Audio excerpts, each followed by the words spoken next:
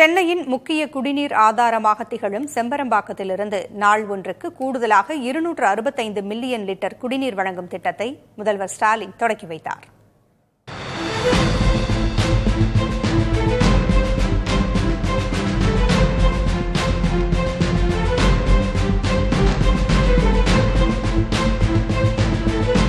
சென்னை பெருநகர மக்களின் குடிநீர் தேவையை பூர்த்தி செய்வதில் முதன்மையானது செம்பரம்பாக்கம் ஏரி.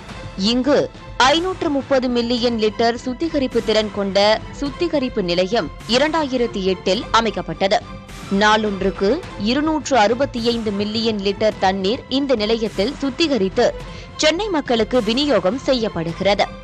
இந்த நிலையில் கூடுதலாக 265 மில்லியன் லிட்டர் நீரை சுத்திகரித்து நாளொன்றுக்கு முழு சுத்திகரிப்பு கொள்ளளவான 530 மில்லியன் லிட்டர் குடிநீரை விநியோகம் செய்யும் பணிகள் 6,78 லட்சம் ரூபாய் மதிப்பில் நடந்து முடிந்துள்ளன. இந்த திட்டத்தை செம்பரம்பாக்கத்தில் உள்ள சுத்திகரிப்பு நிலையத்திற்கு நேரடியாக வந்து முதல்வர் ஸ்டாலின் தொடங்கி வைத்தார்.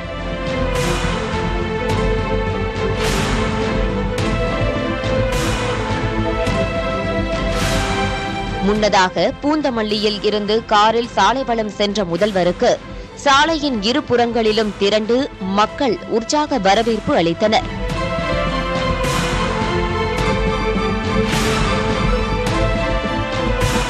செம்பரம்பாக்கம் நீர் சுத்திகரிப்பு நிலையத்தில் இருந்து நாளொன்றுக்கு கூடுதலாக 265 மில்லியன் லிட்டர் குடிநீர் வழங்கும் திட்டத்தின் மூலம் ஏற்கனவே விநியோகம் செய்யப்பட்டு வரும் பகுதிகள் மட்டுமின்றி சென்னை பெருநகரில் கூடுதலாக பல்வேறு பகுதிகளுக்கும் ஆவடி, பூந்தமல்லி, திருமழிசை, தாம்பரம், ஸ்ரீபெரும்புதூர் போன்ற சென்னை புறநகர் பகுதிகளுக்கும் குடிநீர் விநியோகம் செய்யப்பட உள்ளது. இது அப்பகுதி மக்களுக்கு பெரிதும் பயனுள்ளதாக இருக்கும் என்கிறார்கள்.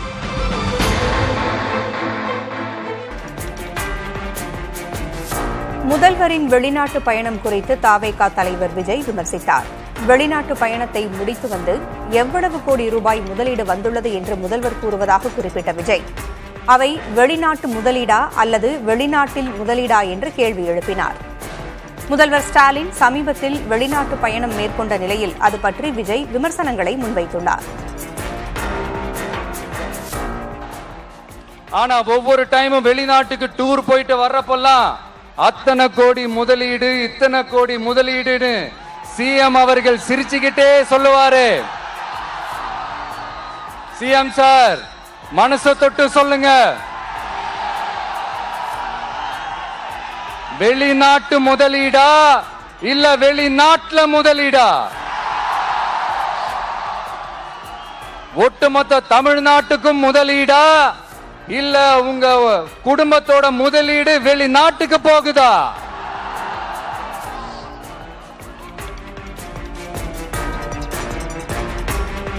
தான் களத்திற்கு வருவது புதிதல்ல என தவேகா தலைவர் விஜய் தெரிவித்துள்ளார்.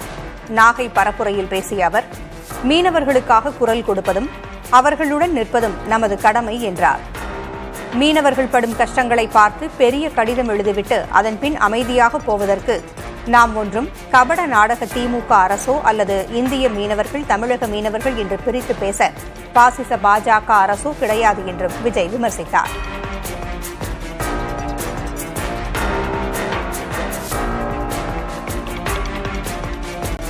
வாரந்தோறும் சனிக்கிழமை மட்டும் பரப்புரை செய்வது ஏன் என தவேகா தலைவர் விஜய் விளக்கமளித்துள்ளார். மக்களுக்கு எந்தவிதமான இடையூறும் இருக்கக்கூடாது என்பதற்காக விடுமுறை நாட்கள் மற்றும் ஓய்வு நாட்களில் பரப்புரை பயணம் மேற்கொள்வதாக விஜய் தெரிவித்தார். அரசியலில் சில பேருக்கு ஓய்வு கொடுக்க வேண்டும் என்றும் அவர் கூறினார். இந்த ஷெட்யூல் போட்டதுக்கு அப்புறம் அது என்னப்பா சனிக்கிழமை சனிக்கிழமை சனிக்கிழமை அப்படின்னு ஒண்ணு ஸ்டார்ட் ஆச்சு.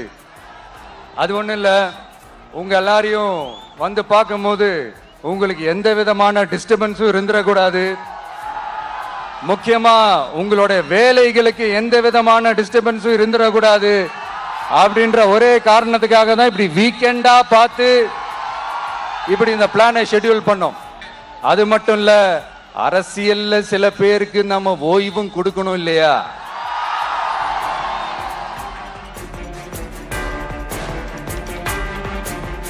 நாகையில் பரப்புரை மேற்கொள்ள சென்ற தாவேகா தலைவர் விஜய்க்கு வழிநெடுக தொண்டர்கள் உற்சாக வரவேற்பு அளித்தனர். சென்னையிலிருந்து திருச்சிக்கு தனி விமானம் மூலம் சென்ற விஜய் பின்னர் காரில் பயணித்து திருவாரூர் புறவழிச்சாலை சென்றார். அங்கிருந்து தனது பரப்புரை வாகனத்தில் நாகைக்கு புறப்பட்ட விஜய்க்கு வழிநெடுக தொண்டர்கள் தாவேகா கொடிகள் மற்றும் விஜய் படங்களோடு உற்சாக வரவேற்பளித்தனர். அவரது பரப்புரை வாகனத்தை பின்தொடர்ந்து தொண்டர்கள் சென்றதையும் காண முடிந்தது.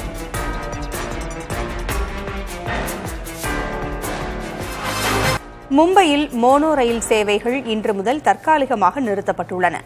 நாட்டின் வர்த்தக தலைநகரான மும்பையில் செம்பூரிலிருந்து ஜேக்கப் சர்க்கிள் வரை மோனோ ரயில் இயக்கப்படுகிறது. அண்மையில் பொழிந்த பெருமழையின் போது மின்சார ரயில் மற்றும் பேருந்து சேவைகள் பாதிக்கப்பட்டதால் மோனோ ரயிலில் கூட்டம் திடீரென்று அதிகரித்தது. இதனால் மோனோ ரயில் நடுவழியில் நின்றுவிட்டது. இதுபோன்ற பிரச்சினைகளுக்கு தீர்வு காணவும் மோனோ ரயில் சேவையை மேம்படுத்தவும் தற்காலிகமாக சேவையை நிறுத்த தீர்மானித்து மகாராஷ்டிர மாநில அரசு நடவடிக்கை எடுத்துள்ளது.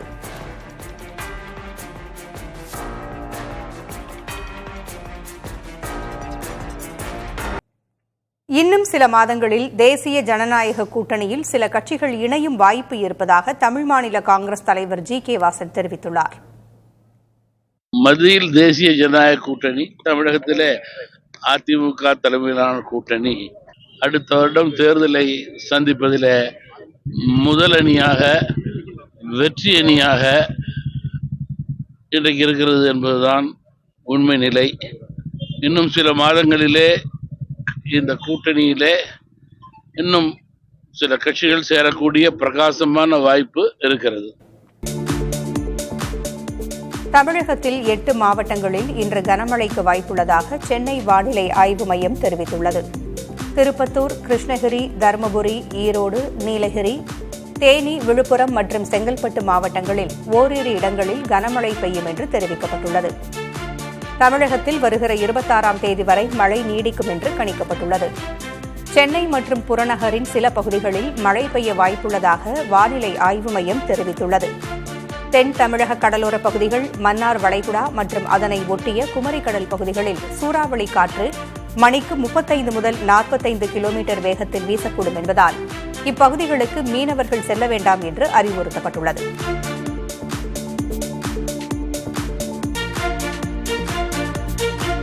கோவையில் ரயில் தண்டவாளத்தில் குழந்தையின் உடல் கண்டெடுக்கப்பட்ட வழக்கில் 3 தம்பதிகள் கைது செய்யப்பட்டுள்ளனர். கடந்த திங்களன்று இருகூர் ராவுத்தர் தரைப்பாலத்திற்கு அருகே தண்டவாளத்தில் ஆண் குழந்தையின் உடலை கண்டெடுத்தனர். வெட்டப்பட்ட கோழி, மஞ்சள், எலுமிச்சம்பழம் ஆகியவை அருகே கிடந்தன. குழந்தை நரபலி கொடுக்கப்பட்டதா என்ற கோணத்தில் போத்தனூர் ரயில்வே காவல்துறையினர் விசாரித்தனர். ரயில் நிலைய சிசிடிவி காட்சிகளை ஆய்வு செய்த அவர்கள் கோவையைச் சேர்ந்த மரிய லூயிஸ், ராதாமணி, பிரவீன்குமார் கீர்த்திகா, அக்ஷய், வைஷாலி என 3 தம்பதிகளை சந்தேகத்தின் பேரில் பிடித்து விசாரித்தனர். அப்போது 23 ஆண்டுகளாக குழந்தை இல்லாத மரிய லூயிஸ் தம்பதிக்காக மகாராஷ்டிரா சென்று வைஷாலியின் தங்கை மூலம் ஒரு ஆண் குழந்தையை தத்தெடுத்து வந்ததாக கூறியுள்ளனர். கோவை வந்து சேர்ந்தபோது குழந்தை உடல்நலம் குன்றி உயிரிழந்ததால் உடலை தண்டவாளத்தில் வைத்துவிட்டதாக கூறியுள்ளனர். குழந்தை இறந்தது சனிக்கிழமை என்பதால் கருப்பு வண்ண கோழியை அறுத்து சடங்கு செய்ததாக 6 பேரும் கூறியுள்ளனர். 6 பேரையும் கைது செய்த காவல்துறையினர் சட்டவிரோத தத்தெடுப்பு உள்ளிட்ட பிரிவுகளில் வழக்கு பதிவு செய்தனர்.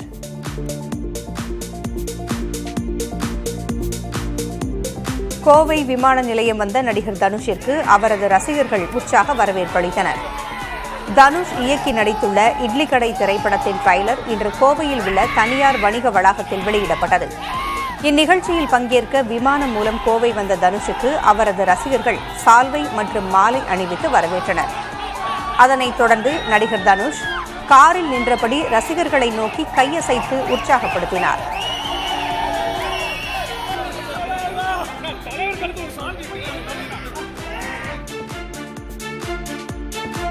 ராமேஸ்வரத்திலிருந்து மின்மயமாக்கப்பட்ட ரயில் சேவை தொடங்கப்பட்டுள்ளது.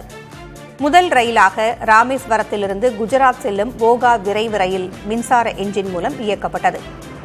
மின்மயமாக்கப்பட்ட வழித்தடத்தின் மூலம் வந்தே பாரத் ரயில் சேவை விரைவில் ராமேஸ்வரத்திற்கு வரும் என்றும், டீசல் என்ஜின்களை விட அதிக குதிரை திறன் கொண்ட மின்சார என்ஜின் மூலம் ரயில்கள் அதிவேகமாக இயக்கப்படும் என்றும் ரயில்வே அதிகாரிகள் தெரிவித்துள்ளனர். இதனால் உள்ளூர் மக்கள் மற்றும் சுற்றுலா பயணிகள் மகிழ்ச்சியடைந்துள்ளனர்.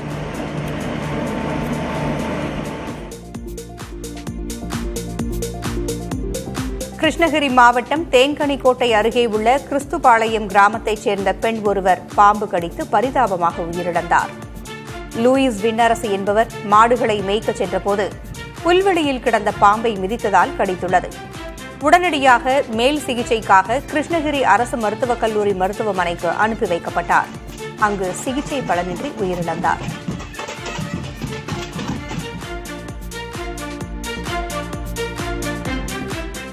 மடப்புரம் அஜித்குமார் கொலை வழக்கை விசாரிக்கும் சிபிஐ அதிகாரிகள் திருடு போனதாக புகார் அளிக்கப்பட்ட நகையை தீவிரமாக தேடி வருகின்றனர்.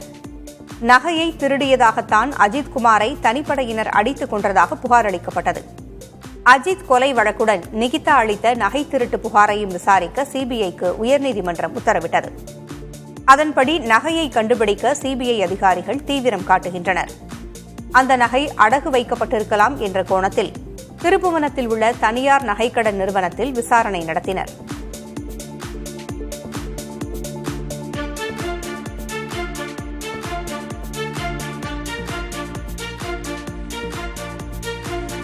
திருவாரூரில் தனியார் மருத்துவமனையில் சிகிச்சை பெற்று வந்த 3 வயது குழந்தை உயிரிழந்ததால் ஆத்திரமடைந்த உறவினர்கள் மருத்துவமனையை அடித்து நொறுக்கினர். நாகையைச் சேர்ந்த சிறுமி சளி மற்றும் காய்ச்சலுக்காக திருவாரூர் தெற்கு வீதியில் உள்ள தனியார் மருத்துவமனையில் சிகிச்சை பெற்று வந்துள்ளார். குழந்தையின் உடல்நிலை மோசமடைந்ததால் திருச்சிக்கு அழைத்துச் செல்லுமாறு மருத்துவர் அறிவுறுத்தியுள்ளார். பிறகு அருகில் உள்ள மற்றொரு தனியார் மருத்துவமனைக்கு குழந்தையை மாற்றியபோது அங்கு சில மணி நேரங்களிலேயே குழந்தை உயிரிழந்தது. இதற்கு மருத்துவர்கள் அலட்சியமே காரணம் என்று கூறி குழந்தையின் உறவினர்கள் மருத்துவமனை மீது தாக்குதல் நடத்தியதோடு சாலை மறியலிலும் ஈடுபட்டனர்.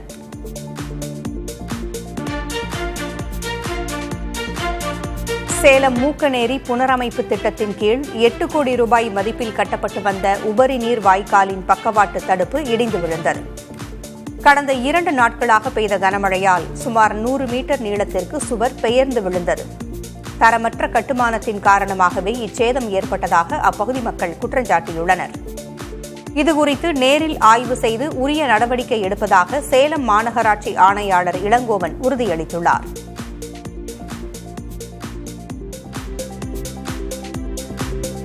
கரூரில் நவராத்திரி விழாவுக்கான கொலுபொம்மைகள் விற்பனை சூடுபிடித்துள்ளது.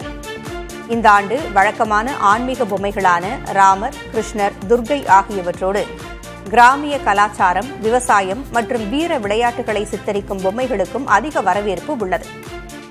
இந்த 9 நாள் திருவிழாவிற்காக வீடுகளில் கொலு வைக்கும் பெண்கள் தங்கள் இல்லங்களுக்கு விருப்பமான பொம்மைகளை ஆர்வத்துடன் வாங்கிச் செல்கின்றனர்.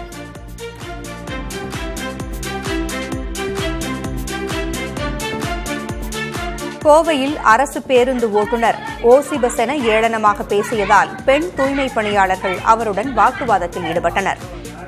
வெள்ளக்கிணறிலிருந்து துடியலூர் நோக்கி சென்ற பேருந்தில் ஏறிய பெண்களிடம் ஓட்டுநர் ஓசி பஸ் பின்னால் வருகிறது, அதில் செல்லுங்கள் என்று கூறியதாக தெரிகிறது. இதனால் கோபமடைந்த பெண்கள், நாங்கள் பணம் கொடுத்து டிக்கெட் எடுக்கிறோம், ஏன் இப்படி சொல்கிறீர்கள் என்று கேள்வி கேட்டு வாக்குவாதம் செய்தனர். இது தொடர்பான வீடியோ சமூக வலைதளத்தில் பரவி வருகிறது.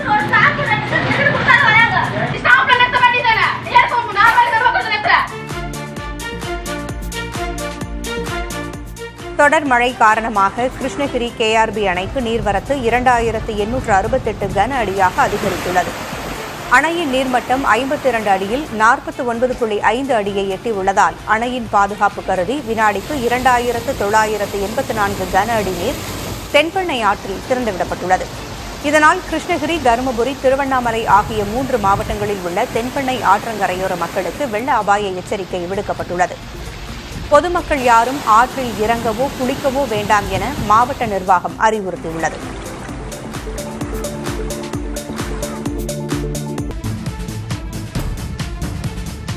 அமெரிக்க H-1B விசா கட்டண உயர்வால் அங்குள்ள சுமார் 4 லட்சம் இந்தியர்கள் வேலைவாய்ப்பு கேள்விக்குறியாகியுள்ளது. அவர்களுக்கு வேலை தரும் நிறுவனங்கள் ஒவ்வொரு இந்திய பணியாளருக்கும் விசாவை புதுப்பிக்க சுமார் 90 லட்சம் ரூபாயை செலுத்த வேண்டியதிருக்கும். எனவே செலவை தவிர்க்க அமெரிக்கர்களையே வேலைக்கு எடுக்க நிறுவனங்கள் திட்டமிடக்கூடும்.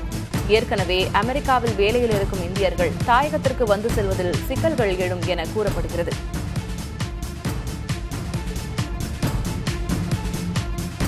அமெரிக்க அதிபர் டிரம்பின் முடிவால் இந்திய ஐடி துறை இரட்டை சவால்களை எதிர்கொண்டுள்ளது. H1B விசா கட்டணம் உயர்த்தப்பட்டிருக்கும் நிலையில் மற்றொரு ஆபத்தும் அமெரிக்க நாடாளுமன்றத்தில் காத்திருக்கிறது.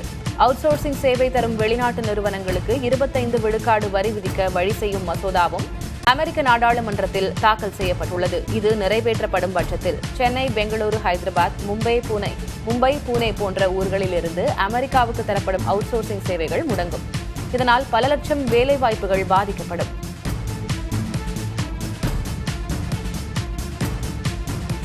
H1B விசா கட்டணங்களை உயர்த்தும் டிரம்பின் முடிவு பொறுப்பற்றது என்று அந்நாட்டு MP ராஜா கிருஷ்ணமூர்த்தி கூறியுள்ளார். பிற நாடுகள் திறமைசாலிகளை கவர முனைப்பு காட்டும் நிலையில் அவர்களை நாட்டை விட்டு விரட்ட அமெரிக்கா விரும்புவது கவலை தருகிறது என்று அவர் கூறினார். உலக தொழில்நுட்பத் துறையில் தற்போது அமெரிக்கா செலுத்தி வரும் ஆதிக்கத்துக்கு ஆபத்து என முன்னாள் அதிபர் பைடனின் ஆலோசகரான அஜய் புட்டோரியா தெரிவித்திருக்கிறார். டிரம்பின் முடிவால் வெளியேறும் வெளிநாட்டு பணியாளர்கள் போட்டியாளர்களான கனடா மற்றும் ஐரோப்பாவிற்கு செல்வார்கள் என்றும் அதனால் அந்நாடுகள் பலன் பெறும் என்றும் புட்டோரியா கவலை தெரிவித்திருக்கிறார். இந்திய பிரதமர் பலவீனமானவர் என்று மீண்டும் தெரிவிப்பதாக மக்களவை எதிர்க்கட்சித் தலைவர் ராகுல் காந்தி தெரிவித்துள்ளார். H1B விசா கட்டண உயர்வை சுட்டிக்காட்டி அவர் இவ்வாறு எக்ஸ் தளத்தில் பதிவிட்டுள்ளார். இவ்விவகாரத்தில் பிரதமர் மோடி மௌனம் சாதிப்பது ஏன் என்றும் இது நாட்டு நலன்களையும் இந்திய குடிமகன்களையும் பாதிக்கும் என்றும் காங்கிரஸ் MP கௌரவ் கோகோய் தெரிவித்துள்ளார். டிரம்புடன் மோடிக்குள்ள நட்பால் நாட்டுக்கு பிரச்சினைகள் ஏற்பட்டதுதான் மிச்சம் என காங்கிரஸ் செய்தி தொடர்பாளர் பவன் கெரா சாடியுள்ளார்.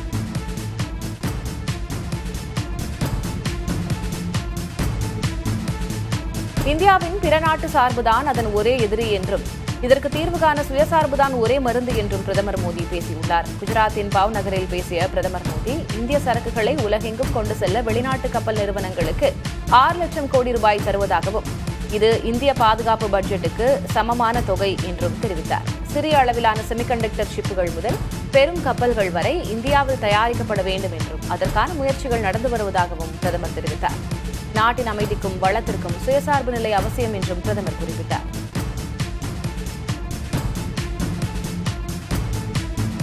குஜராத் மாநிலம் பாவ் நகரில் பிரதமர் நரேந்திர மோடி 34,200 கோடி ரூபாய் மதிப்புள்ள நலத்திட்டங்களை தொடக்கி வைத்தார். பின்னர் சாலை வலம் மேற்கொண்டு பொதுமக்களையும் பிரதமர் சந்தித்தார். விமான நிலையத்திலிருந்து பொதுக்கூட்டம் நடைபெற்ற காந்தி மைதானம் வரை சுமார் 1 கிலோமீட்டர் தொலைவுக்கு சாலை வலம் நடைபெற்றது. அப்போது இருபுறமும் திரண்டிருந்த மக்கள் பிரதமரை நோக்கி கையசைத்தனர். பதிலுக்கு பிரதமரும் கையசைத்தார்.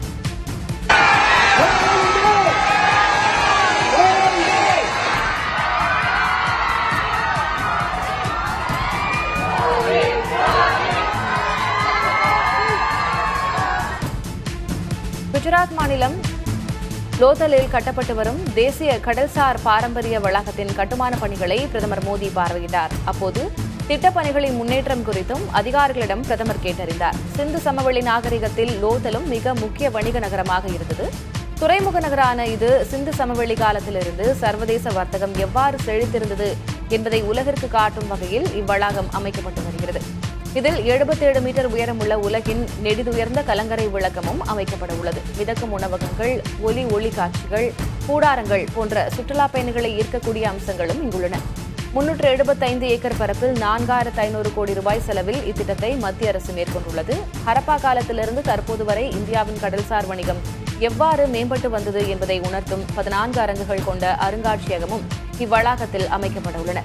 இதற்கு அருகிலேயே கடல்சார் பல்கலைக்கழகம் ஒன்றும் அமைக்கப்பட உள்ளது.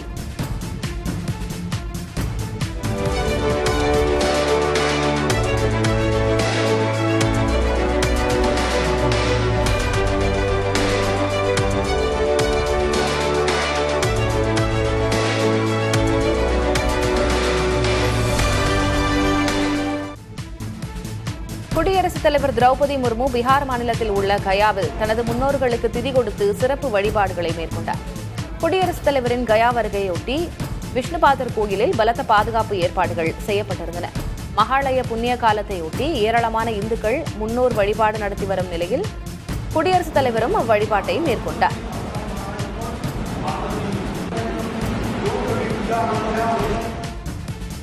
சபரிமலை பகுதியில் 1034 கோடி ரூபாய் செலவில் மேம்பாட்டு பணிகள் மேற்கொள்ளப்படும் என முதலமைச்சர் பினராயி விஜயன் அறிவித்துள்ளார். உலக ஐயப்ப சங்கம் நிகழ்வில் இந்த அறிவிப்பை அவர் வெளியிட்டார். சாலைகள், குடிநீர், கழிப்பறைகள், தங்குமிடங்கள் உள்ளிட்ட வசதிகள் இத்தொகையை கொண்டு மேம்படுத்தப்பட உள்ளன. இத்திட்டம் மூலம் பம்பை நதிக்கரையும் மேம்படுத்தப்படும். இந்நிகழ்வில் தமிழக அமைச்சர்கள் சேகர் பாபு, பழனிவேல் தியாகராஜன் ஆகியோரும் கலந்து கொண்டனர்.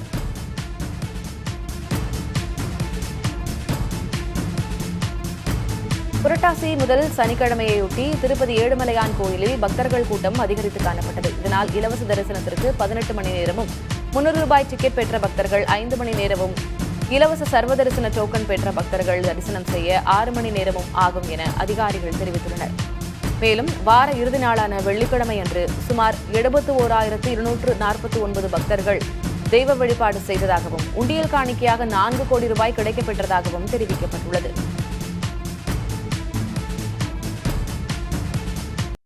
சவுதி அரேபியாவுடன் செய்து கொண்ட ஒப்பந்தப்படி அந்நாட்டு பாதுகாப்புக்கு தங்கள் அணு ஆயுதங்களை வழங்க முடியும் என பாகிஸ்தான் கூறியுள்ளது. தங்கள் இருவரில் யார் தாக்கப்பட்டாலும் பரஸ்பரம் மற்றவர் உதவிக்கு வரும் ஒப்பந்தத்தை பாகிஸ்தானும் சவுதி அரேபியாவும் மேற்கொண்டுள்ளன. இந்நிலையில் பாகிஸ்தான் பாதுகாப்பு அமைச்சர் கவாஜா ஆசிப் கருத்து முக்கியத்துவம் பெறுகிறது. மேலும் தங்கள் பாதுகாப்பு கூட்டணியில் வேறெந்த அரபு நாடும் சேரலாம் என்றும் கவாஜா ஆசிப் அழைப்பு விடுத்துள்ளார்.